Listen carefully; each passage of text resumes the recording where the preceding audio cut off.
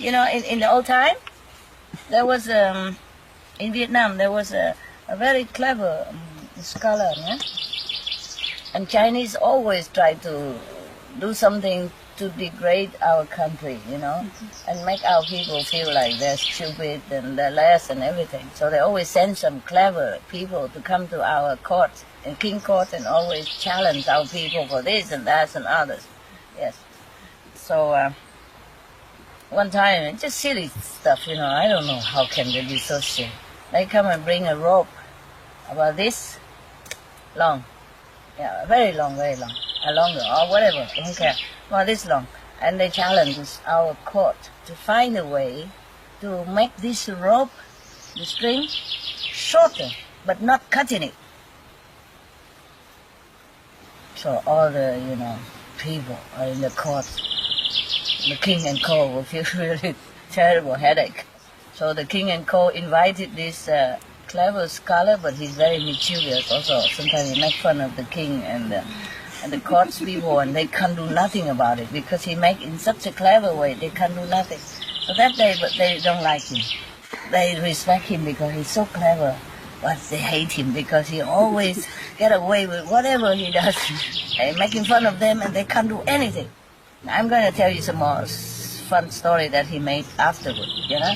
And now they invite this guy to come and to deal with this, how to make this string shorter without cutting it.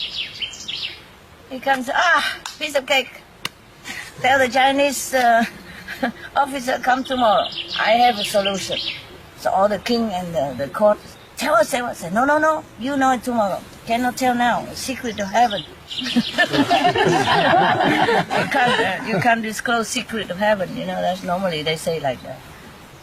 Tomorrow everybody comes in front of all the people. The Chinese official, you know, envoy, put this string on the table. Everybody see. Now you shorten it without cutting it, without damaging it in any way.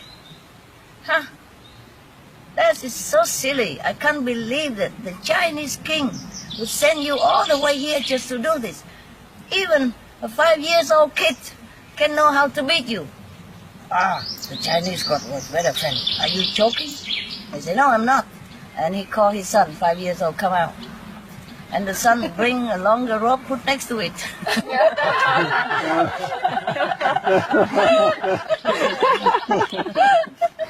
Here you are, it's short. It's shorter. And this guy, you know, sometimes he make really fun of the king and the court, very much. One time, you know, one of the court fortune teller, you know, because of kissing butt for the king, always say something, this and that and others. One time he said, you know, Your Majesty, you're going to live very, very, very, very, very, very long life. I'm so happy for our country. We are blessed to have a king who will live a long life. And everybody asks, how you know? And including the king, how you know that? You know, because your nose is very long, you know, longer than your forehead. In the ancient horoscope, a scripture, a secret scripture that I have, only I have. It says that if you have longer nose, longer than your chin and longer than your forehead, then you live very long life. The longer the nose, the longer, better. So everybody said, oh, long live the king, and fall down and clap hands and all kind of kiss butt stuff. Except this scholar, he just standing there and laugh his heart out, and he roll on the floor and laughing. He can never stop laughing. Everybody beg him to stop and tell him why he keep laughing. Finally, the king tells him, you tell me now, why you laughing? And he say he laughed because he's thinking of Peng Chu. Just like Noah, you know, in your scripture, he's supposed to live 800 score years. The Peng Chu also lived 800 years. Peng Chu of China. So he was laughing, and he said, "But why you laugh at him?" He said, "Because he lived 800 years. And imagine what his nose looked like. You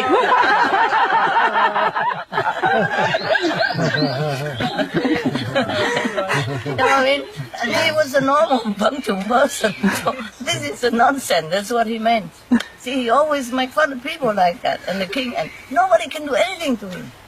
The guy is so smart. And he's true, logical, you know. The guy is so logical. He's so enlightened. That's why. And one time, you know, the king hated him so much. Maybe after that, or something else that he made fun of the king, I forgot. He hated him so much. The king ordered all of his soldiers, you know, in the palace, go to the house of this scholar. His name is Quỳnh, huh? Quỳnh. It's a kind of flower also, very nice. Go to Quỳnh's house and just how you say, sitting all over around his garden. He said, like, go and sit, excuse me, okay? Go and poo all over his garden for me. So, okay, he said nothing. Say, if that's the king order, then, okay, do it. But he just say, you poo all over my garden. He didn't say you pee, so you cannot pee. Just poo, cannot pee. So, they really... He said, whoever be, I will fine you, because that's not the king order. And then you go against the king order. I will tell him to chop your head even. You know, if you go against the king order, you chop head. The king is forget, you know. He said, go and poo all over, you know. He say bad word even. But how can you poo without pee? You know that? So, okay, so everybody has to go and trying to get something to hold the pee in it instead. You see what I mean? So he already prepared it. He prepared like a coconut, half of the coconut shell, and he sold it all to them. Very expensive. Then they had to buy it. Otherwise, what to do? Okay, good, fine. It's not the end, huh? Many months later, he came to ask the audience with the king, to see the king, to pay respect. Because he has harvested some very beautiful, there's some yam, you know, some kind of yam, a sweet yam, potato, sweet potato yam. In Vietnam, we like it very much. And especially very, very big this time, so big, yeah? And so he said he wanted to give it to the king because it's the first harvest, the first yams of all of his. Because you can harvest a little more afterward also. So the biggest one and the first one he wanted to offer to the king as a sign of respect. Oh, of course the king is very flattered, you know, this clever man and come and humble himself in front of me. Huh? And so such a humility and obedience and respect. Okay, now he has learned his lesson somehow. Okay, let him in. And he present a big basket full of bigger than life, you know, yam to the king. Bow to him and everything. And then the already cooked, you know. So the king eat some and immediately give it to all the court officers. He makes sure everybody has it. He know already how many. Everybody has some eaten. Oh, say how good, how beautiful and everything. And then he also brought some tea for them, you know. So immediately they have to eat and make a party right there. So good. After he eaten, the king said, oh, was really good. Thank you ever so much. And how did you ever be able to grow such a big yam like this in our kingdom? We never found one like this. It's a thank to your grace, your majesty. You tell your soldier to come and poo in my garden, and after that, we just grow right on top of it, and it just sucking all the nutrition, and that's how it becomes so big.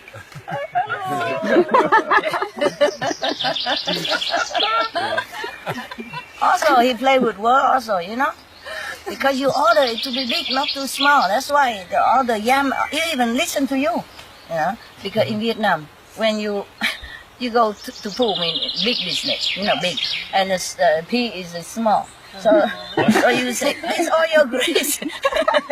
You order it to be big, so it's big. What can they do? They ate already. They even say it's delicious. So all of them so angry like hell, but can do nothing. So I have to just tell him go home. What can I do to him? He do nothing wrong, right? Nothing wrong. All humility and respect. All for the best of harvest. Oh man, that's the guy, huh? Yeah. And another time also, I don't remember how it begins. Just a lot of playing with words is difficult to translate into English. It will lose the meaning and it lost the fun. But at one time also he's short of money, yeah? Because the king are not in favor of him. So even though he's the best scholar in the country, because they have a competition, with the king and all the best teacher in the kingdom to open exam, like that. And everybody, poor or young or old or doesn't matter who can go there, attend the exam. And if you are top class, then you normally could be the prime minister of the country. But this guy somehow he didn't have luck because he always played with the king like that. So the king don't even favor him too much. So he went home and teach a few stupid kids in his village. Not enough money to take care of his wife or something one time. So he's short of money. So he scrabbled all what he has, every penny he has, and rent a boat, go into the middle of a lake, a big lake in the middle of it, and build a little thatched hut right in the middle of the lake. And then he came home and make a big room of everything. Oh my God, I went to that bamboo hut and saw incredible things. Oh my God. Oh, you guys, maybe, but it's better you not go and see it because maybe it's too far. And, who would like to go in the middle of the lake just to see the hut? Maybe you wouldn't believe it, would you? Right? So they're even more curious. Well, of course, we go and have a look, no matter what. So everybody hire boats, and the boats was very expensive because he hired all the boats already. Take all the boats in his hand already, rent it, and now he charged very expensive. So, and he allowed only, a small group of people to go out at the time. Mm-hmm. Because only limit number of boats. One person, one boat to go out one time. Expensive. One person had to pay for the whole boat. Normally 10 people, one boat. And everybody can share $10 each. This guy is one person, one boat only because it's a very special thing. You can't just take too many people. Then you miss it. You miss it. Too distracted. You miss it. So one person, one boat, and one after another going there. And everybody went there and come back. Say nothing at all to anybody else. And if anybody else didn't see it, then ask. And then he said, you go and look at it for yourself. Why ask me? I paid for it. You go look. So everybody, the whole village went there and see. Even the king and the court officers, everybody went there. And then everybody go home. Don't say nothing. You know what is there at the little bamboo house? What is there incredible? Nothing. He just put a big placard in the front of the bamboo hut. The hut has no door, nothing. It's just a four wall and a roof. That's it. Look like a hut, but it's nothing inside. And there in the front side, he put the sign saying,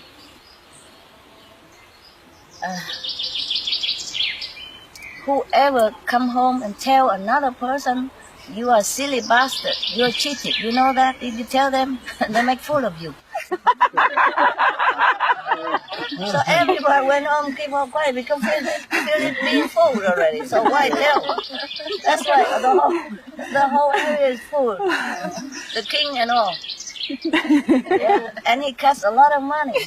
Oh. Everybody was so curious to come and see what is in there. He already said, maybe you shouldn't go. Anybody he wanted, he said, maybe don't go. Maybe you should not go. One is expensive, and you know what? You never know. You like it or not like it. There, don't go. But the more he said don't go, the more they rush to kill in there in front of his house. in front of the river, the lake, just to get the boat to go out.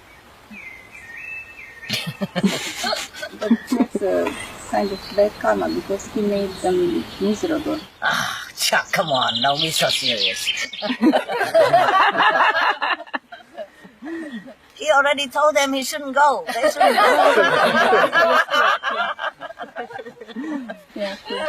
Maybe you will not like what you see, who knows? But they still like to go.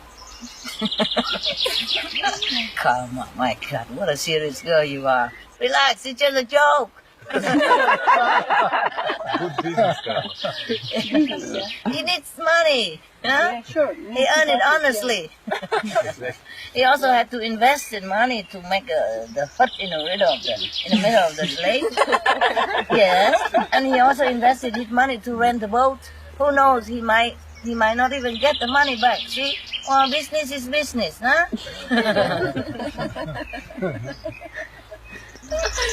Yeah, okay. It's not very elegant, but probably at that time, our country was at peaceful time. Scholar or marshal general has nothing to do, so it's also amusement for them, huh?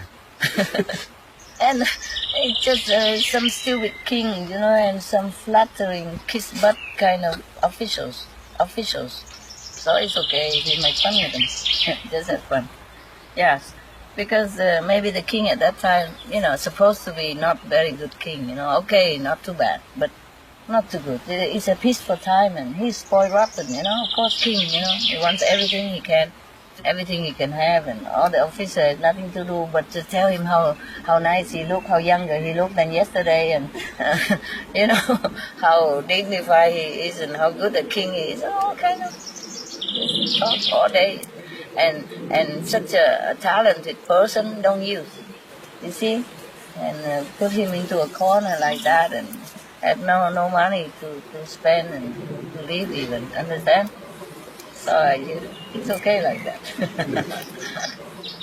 Maybe it's a true story, maybe they just wanted to make fun of the king and the court at that time. Yeah. Not because you're king, you're smart, Yes. You're too surrounded by flattering people, not honest.